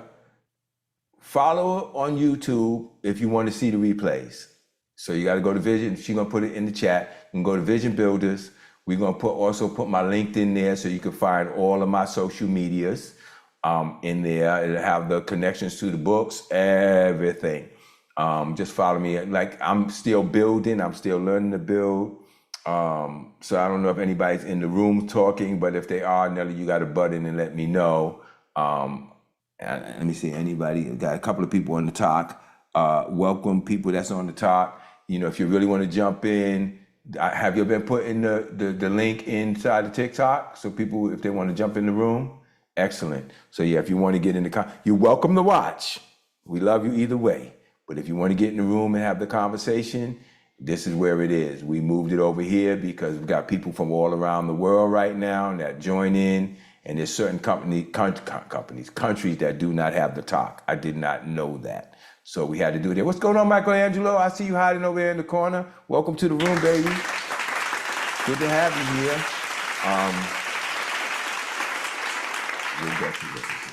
There we go. So yeah, let's bring it home. Anybody else want to jump in and share something, and before we wrap up for the night? Yeah, I know Amanda was over on TikTok and she came over. Yeah, she's going now. So, okay. Oh, Michelangelo's up in here. Turn your camera on, bro, and come on in the room. We actually turn your camera on because if you don't on Tube, it just shows a black screen. What's up? Hey, brother, how you doing? Good to have you. Thanks, man. I literally had to join because I was supposed to join the other one, with the community stuff, and I literally just slept off. I just woke up like a couple minutes ago. I was thinking, oh, you still got this up, so let me just join. But Yeah, I feel like the first time I met you was during was it community wins meeting, I think. And even back then, like I said, you had so many bars that we had to literally had to make a song at that point because there were just so many bars being dropped at that point. I was like, yeah, here he goes again. Thank you. And Appreciate you. yeah, man, because a lot of people are trying to navigate the world and they don't really see how they can do it themselves. They feel like they haven't got the resources or the tools to do it, or they haven't got the personal confidence or qualities to, make a name for themselves. And it's very important to have people out there who can kind of give them a little push off Mm. the ledge so that they can take that step forward. They can put themselves out there. I made a post today as well about one of the lessons that I learned this week because life has just been hitting me back and forth, just trying to knock me off my game. But all in all, I'm still gonna keep pushing. I'm not gonna give up. I'm gonna keep doing what I can just to keep growing and to succeed. And one of the lessons that I mentioned on that post was you need to learn the importance of putting yourself out there, even when you don't feel qualified, because you never know you never know what the outcome could be if you don't put yourself out there. If you keep feeling like, oh, I'm not good enough for this, or I'm not qualified to be there, I'm not qualified to do this, just give it time because everything is time. Even if you're not qualified for that job at the moment, if you still put yourself out there and you take it by the hand and you say, you know what, I'm going to learn while doing it, you still have a chance to grow. But when you come from a mindset of, oh, I'm not qualified to do so, I shouldn't do it, you won't be able to grow because you have a limiting belief. And the one thing about being limited is that you will never expand, you will never reach out, you never go anywhere because you're limiting yourself. Not the Nice. world limiting you, you're limiting yourself. And if you keep doing that, there's no avenue for growth. So you need to give yourself that leeway, give yourself that opportunity, give yourself that confidence to just take on any opportunity as it comes, whether you feel you're ready or you're not ready, take it as it comes. And because the worst thing that will happen is you will learn a lesson. Good stuff. Let me ask you a question, little brother. And I agree with it. Amen. I agree with everything you said. But let me ask you a question. And I'm asking not just you, I'm asking everybody in the room. I heard you say, and I know where you're coming from. You come from a business perspective. Well, first, let me just tell you my perspective of you before I go to that. I've looked at some of your videos and I watch what you're doing. And you're a rock star. I see it. I see it in the building. Now, I'm hearing you say some things that are making me concerned. And here's what they are. Put yourself out there, the approval or the acceptance of the world, the audience, whatever, when you get there. And I'm always asking people, where is there? Because every time you get there, you're not there. There's another there to get to. So it becomes this constant journey of pursuing a ghost, chasing something that is fleeting, because every accomplishment opens the door to the next accomplishment. I don't think there is somewhere you get in terms of success of your business. I'll say I know it's not, because I had success. I had the house, the car, the wife, the kids, and I was still empty, and I was still pursuing something that was a ghost. I can tell you at this stage of my life, my peace and my happiness is in pursuing the best me of me. And if you do that, the things outside of you will begin to line up with what's inside of you. Out of the abundance of the heart, the mouth speaks. Please don't get caught pursuing success to qualify yourself as arrived. I'm telling you, it will disappoint you. It'll break your heart. That's why when a lot of these people get wealthy and successful, you see them tear them lives apart. The basketball players, the musicians, the whatever, they get rich, and what do? They destroy themselves. Why? Why would they do that? Why would they mess their lives up like that? Because when you don't have, you can lie to yourself and say, well, what if only I get rich, life will be great. But then when you get there and you're still not fulfilled, what are you going to tell yourself? Well, if only if I was poor again. No. So now here comes the substances. Here comes the chasing the women. Here comes the freak offs. Here comes all the crazy stuff to try to fill the hole that you thought success would give you, and it won't, and it don't. So the journey, and this may not kick in for you right now because you're young, but if I could just plant a seed so it could kick in later, you got to find the happiness and the peace of knowing who you are and why you're here in you, and then let it manifest outside, not the other way around. Don't let the so-called success outside bring you the comfort that you think you're going to want inside. It won't. It will let you down. I'm living proof of that. I am happier now. I would say I walked away from the marriage I was in 2020. For 2 of those years after that, I went through a depression and the whole thing. I say I lived more in the past 4 years than I lived in 60 plus years combined. More peace, more joy. I feel like I've lived a fuller and more of a life in the past 4 years than all the years before put together. And that is because I finally realized that my happiness is never going to come through things or through people or through circumstances outside. It's me and my God right here. And then whatever you put your hand to, it'll prosper. And it'll prosper in a way, even if it ain't blown up. I ain't made 100 million yet, but I know I am already 100 million inside of myself. I feel it. I tell people all the time, don't be surprised. I told somebody this recently. By the end of this year, don't be surprised if you see me on stage with Tony Robbins and the people. Don't be shocked, because I already know who I am and what I've accomplished. The 4 books, everything that I've done, even this. It's just me saying, it's my time and nothing is going to stop me, and I'm not going to let circumstances around me dictate to me who I am. I'm great because God said I am, not because of any circumstance. And once you lock that down, nothing can stop you. Nothing can stop you. So be encouraged. Like you said, stay on the track, but get your insides right. Get your spirit right. Get that joy and peace and love inside of you about who you are and what God has called you to. And I'll wrap it with a scripture. I think it's 127 of Psalms. Except the Lord build the house, they labor in vain who do it. Except the Lord watch the city, the watchman wakes but in vain.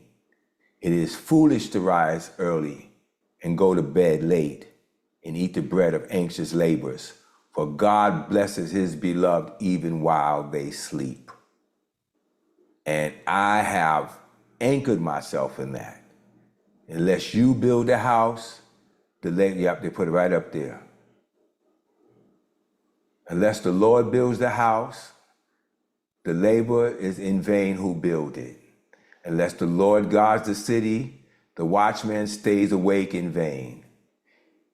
It is vain or foolish, it says in other translations, to rise up early and sit up late and eat the bread of sorrows, or it says in the Amplified, anxious toils. For he gives his beloved sleep, and in the Amplified says he blesses his beloved even in their sleep. There are so many times that in the midst of stuff not making sense to me, my wife will tell you, I'll go take a nap. I'm just gonna take the nap because I can't figure it out. I feel myself getting anxious.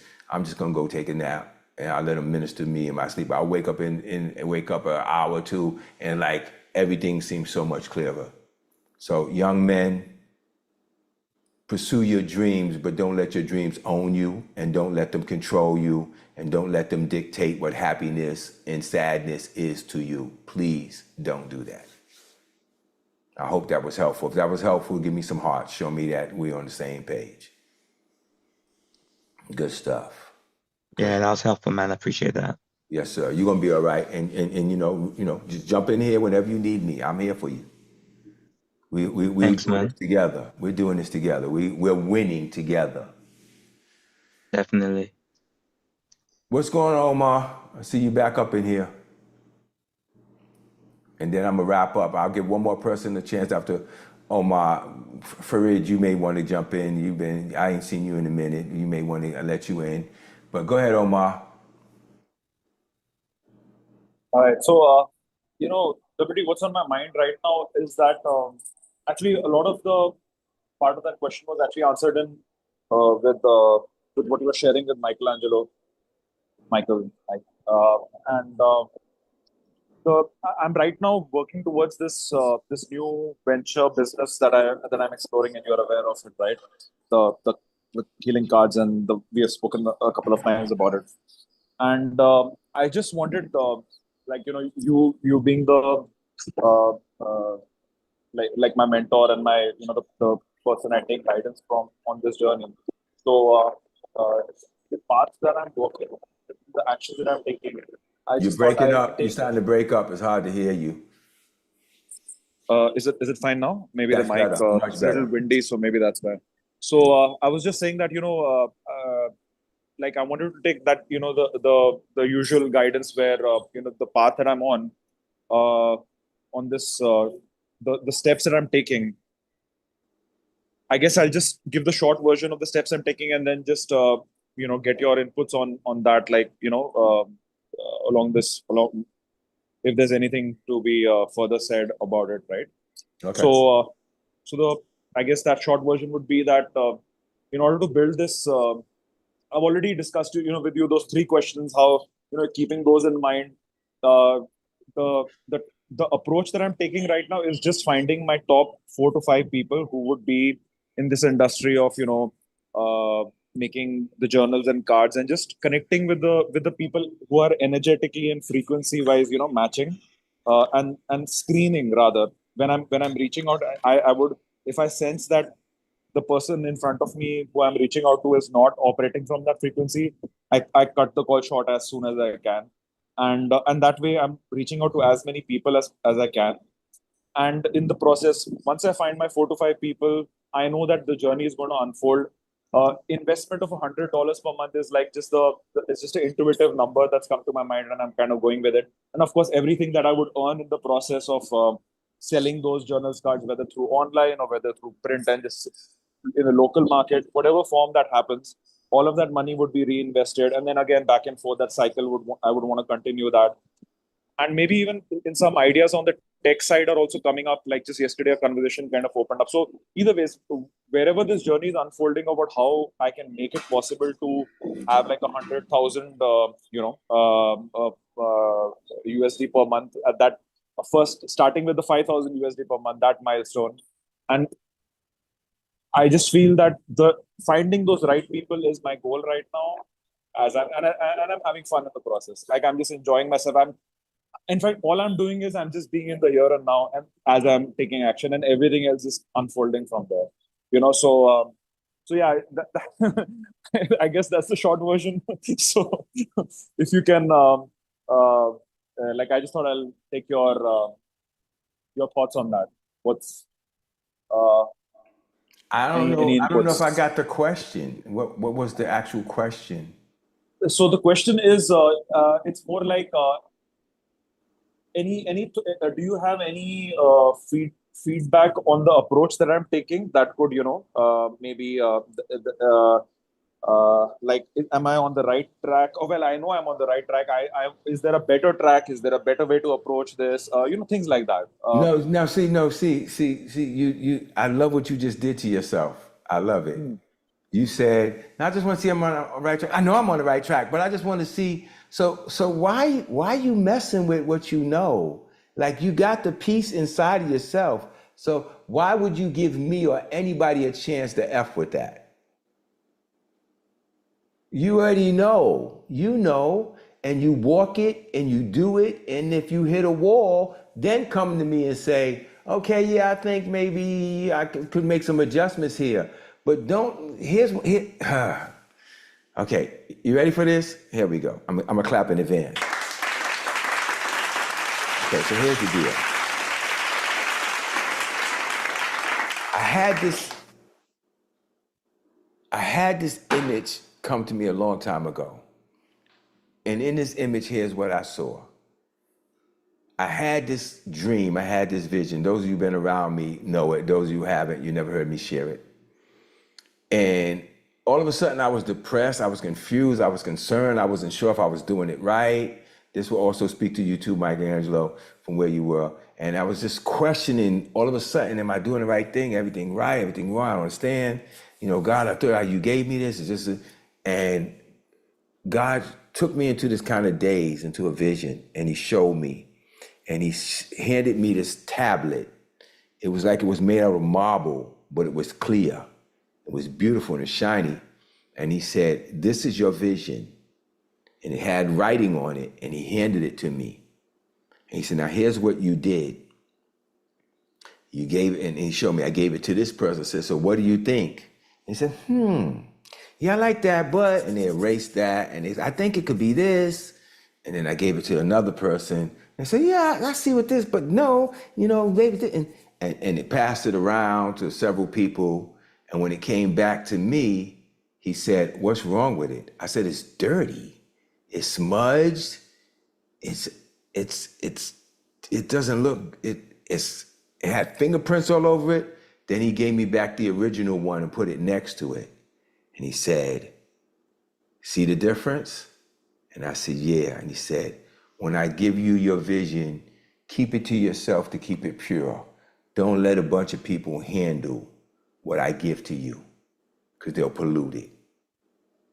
So you come to me if you feel like you've reached a point that you need some guidance to a step, but don't be giving your stuff to me or anybody to handle it and stick their fingerprints on it when you already said out of your own mouth, what's the direction? Well, I know what it is, then why are you gonna let somebody else touch it? I don't care who it is. Keep your vision to yourself, keep it pure. That's bars right there.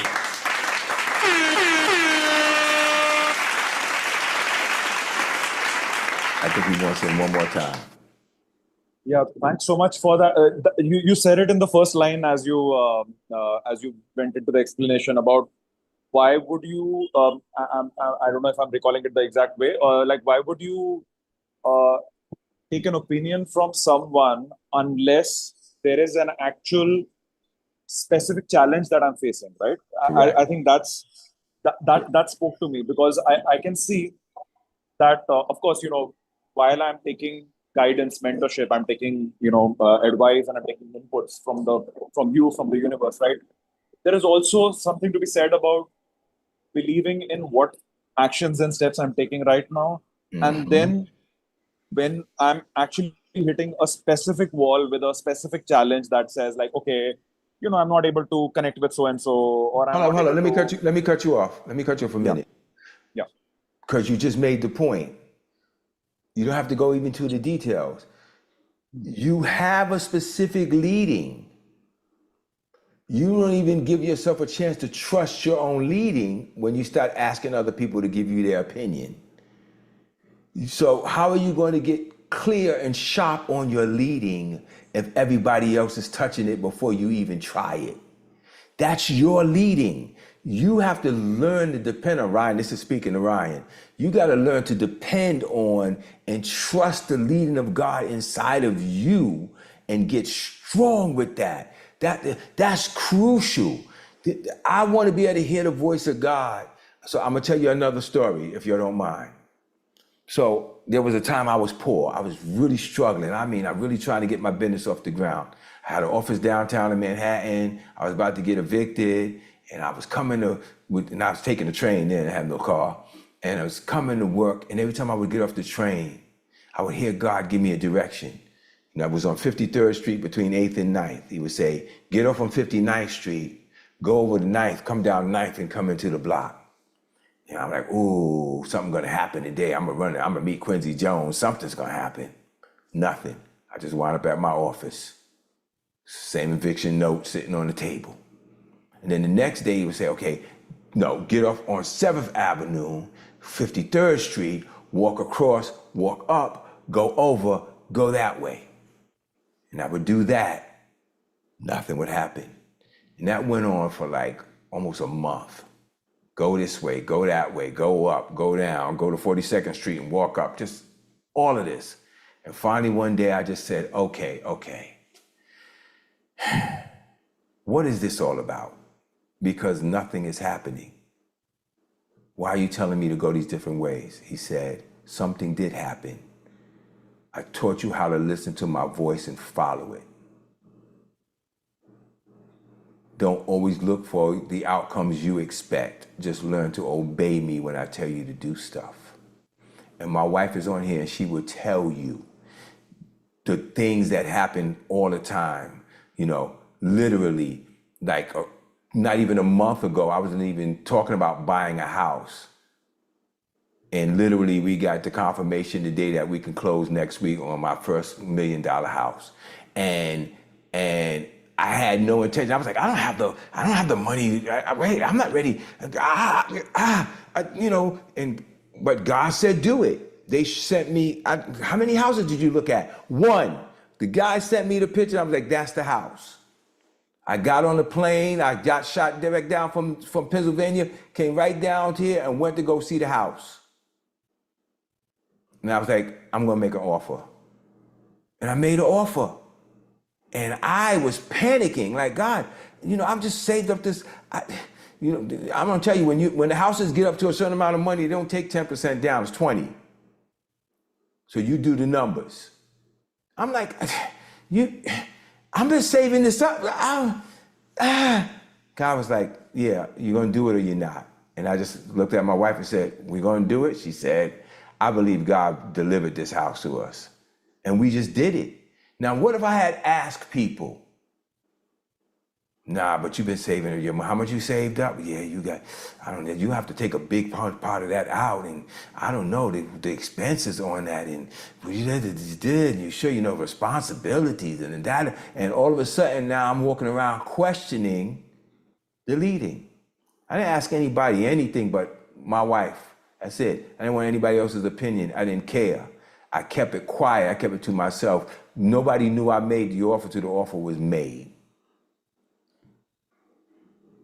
And you know what? I saw it one time and I made the offer. So what am I saying? Don't let people handle your stuff. There was something I saw. I haven't exactly done it the way they said it. Buy your house in secret and then have a housewarming. Right? Don't tell anybody anything. And I understood that thought of it. And it's not because you're trying to necessarily keep it from people. Yes, you do not want people to stick their stinking hands on your stuff. But listen close to what I'm about to say to you, to all of you, but especially to you, Omar. You can't expect anybody else to trust in what you're doing until you trust it. And when I sit with things till I know it. And when I know it, I don't give an F what nobody says, where they come from, who, I don't care.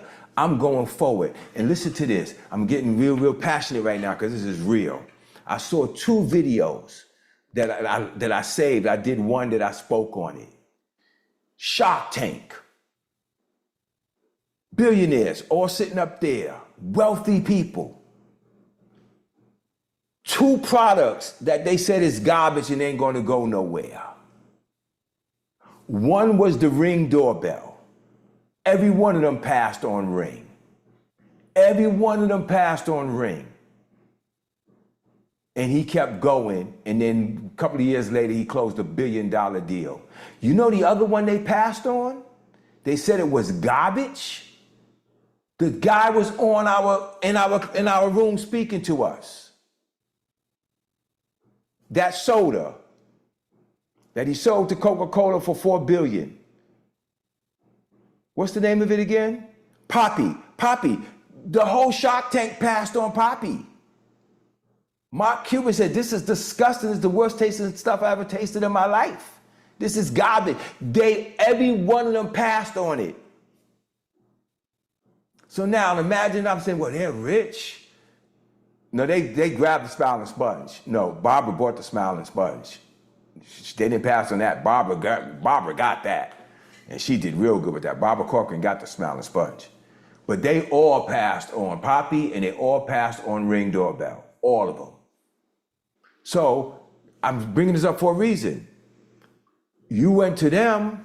They told you your idea is garbage. You figure they're billionaires, they're successful, they know. And then you let somebody else poop on your dream.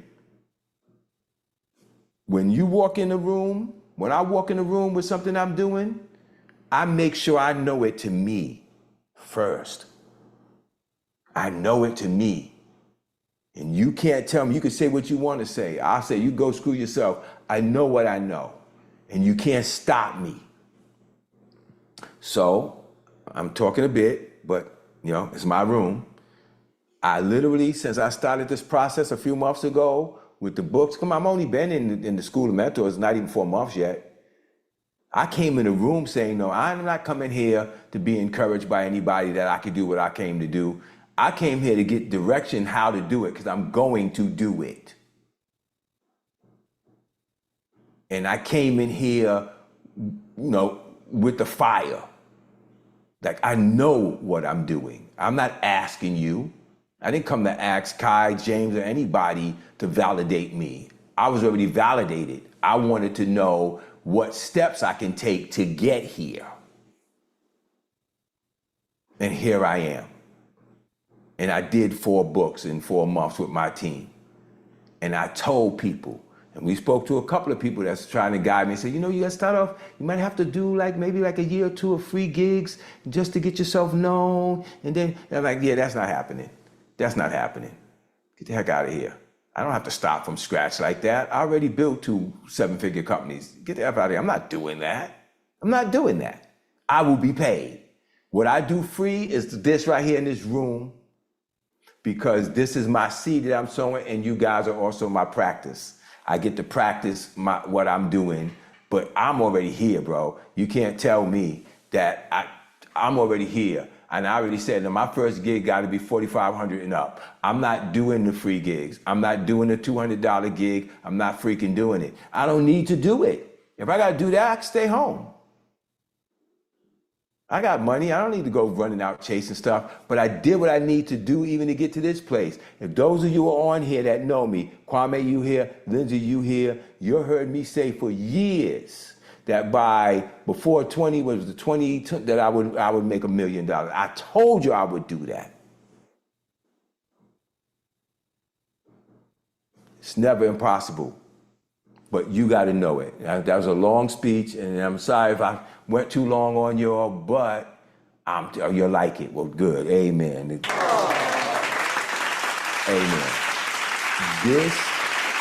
I am the example in front of you. No matter how old you are, no matter what circumstances are facing you, you come out here with the I'm here to take over the world attitude and just do it. So I appreciate you looking at me as a mentor, but I'm not your approver. I'm not your voice. I'm not your God. I can only speak to the vision that you bring. I can't give you one. That's your job, but for you and your God to come to me with the substance, then I can aim you to the left, aim you to the right, tell you to go forward, back up a few steps, move over that way. That's what I'll do. This makes you're gonna laugh at this. I'm not supposed to get you pregnant. I'm just supposed to show you where the prenatal care is. That's bars right there. That's bars.